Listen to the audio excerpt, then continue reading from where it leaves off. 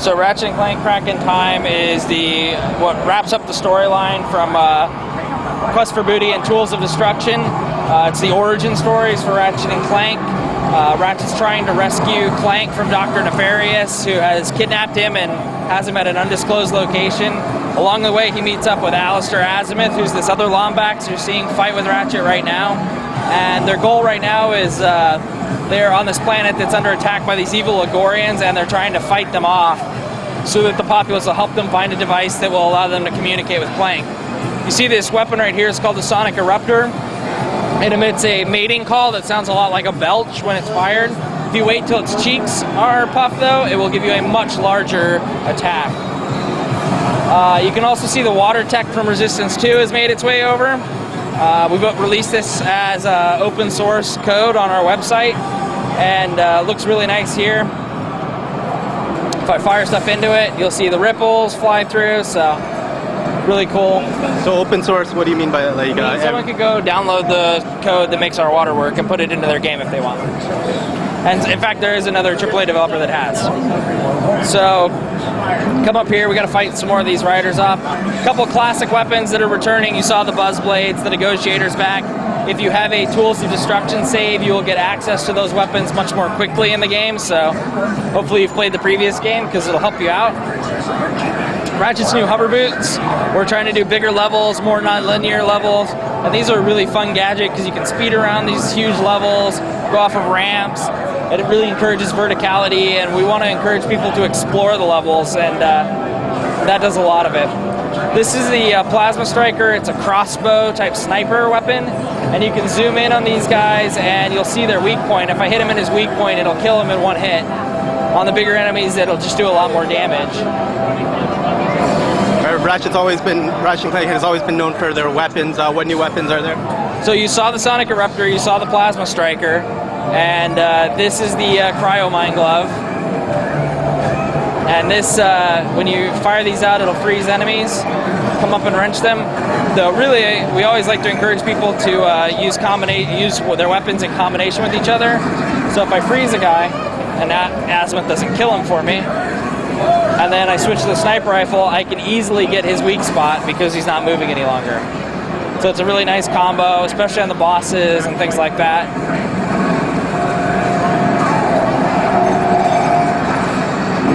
We have about 40% more animations per character. You'll see him do things like putting his helmet back on.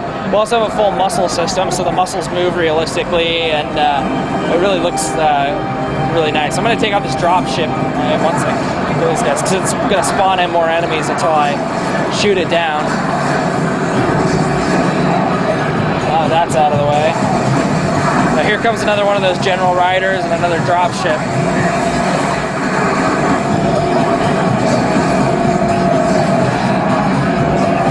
So we're going to go off and explore on the hover boots for a little bit here.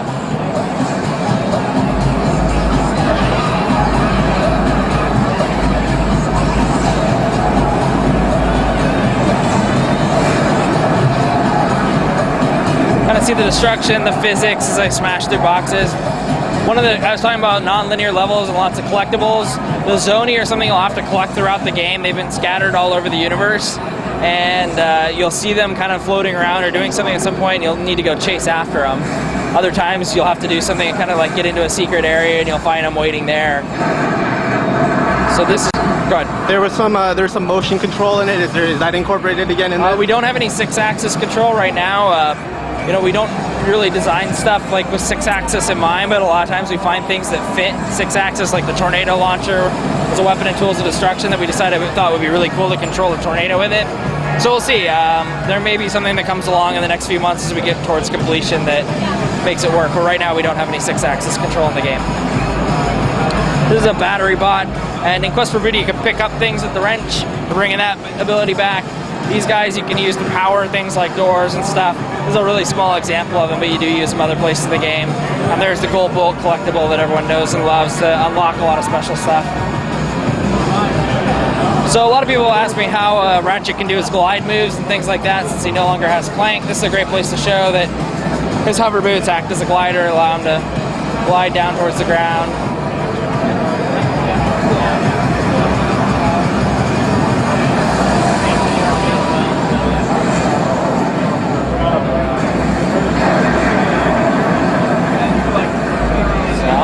off this last sniper rider. That should finish this mission. So I've killed off their generals now, and they are going to send in some reinforcements, which you'll see here in just a second, that I'm going to have to take out next. You might also notice the styling of the smoke and the self-shadowing on the enemies is new. We're really going for a stylized look this time around, and we think that looks really nice and helps kind of bring on the CG animated movie vibe. So these are the tanks they send in to fight me since I've killed off their leaders. These guys are particularly nasty. We've toned them down quite a bit for this demo, but they send fire and it's going to blow this cover right up. But, you know, we always felt like some of our bosses could become, you know, just bags of hit points. You just have to shoot them a lot. And while we still, you know, you still have to shoot bosses a lot, we wanted to add an element to this one where we could use some of Ratchet's mechanic abilities, and particularly the wrench tether that we introduced in Quest for Booty. So in this game, these tanks will take a bunch of damage, and then they'll start to heal themselves. So now he's going to recharge, and if I don't do anything, he's going to get all his health back. But if I pull one of these battery circuits out of him, or versafuses out of him, now a head will blow up and he doesn't get that health back. So you can't just stay really far away and snipe these guys. You have to come down and fight them, because if you don't take out that fuse quickly enough, he's just going to regain all the health you just sniped away from him.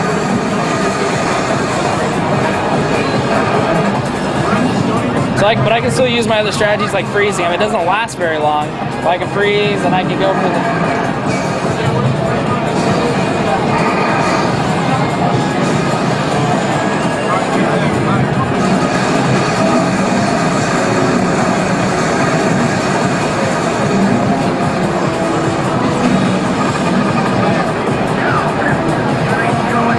So that's the battlefield. Once we've completed that, the populace is really happy with you. They give you a hider soaker and they send you into the cave where you can find the obsidian eye. And that's the device you need to communicate with Clank, who's still currently captured. So I'll show you the caves, and I'll give you an introduction to the Omni Soaker gadget. So you're going into the caves with Azimuth again, and he's with you for large portions of the game. We also have Captain Quark with you and several other portions as well. He's got a cool double-sided wrench, so he can like vault up onto things, whereas you have to go the hard way. So the Omni Soaker will suck up liquids and then shoot them back out. I'm going to shoot it into this plant, hider plant. It's like a sponge. It fills up with it and then becomes very bouncy and springy. But again, Azimuth taking the high road, I have to go the low road, and I have to deal with these little insects, which just totally took down, you know, 80% of my life very quickly. They hate water though, so they won't follow me across the stream, and if I shoot water into them, I can create kind of a path, and I can sort of do that, but really that's hard. I'm not a very good gamer. I'm going to use this nectar instead. So I can suck nectar out of this plant. And I can throw the nectar down, and they'll all run over that way, and I can run the other way and get past them. Again, this is just the training ground for this gadget. You'll use it more later in the game. It's pretty simple stuff. Pop the water into there, and we're up above. Here's a situation where I have to kind of bait the tetramites over here, and jump across, and tag the ivy.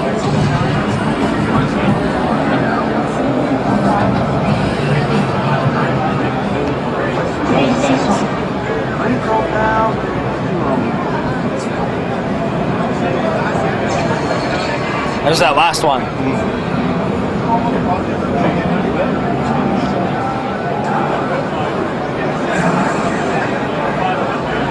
So now, in this situation, I have to lay out enough food for them to stay distracted while I perform the winch crank so that I can lower the bridge into place.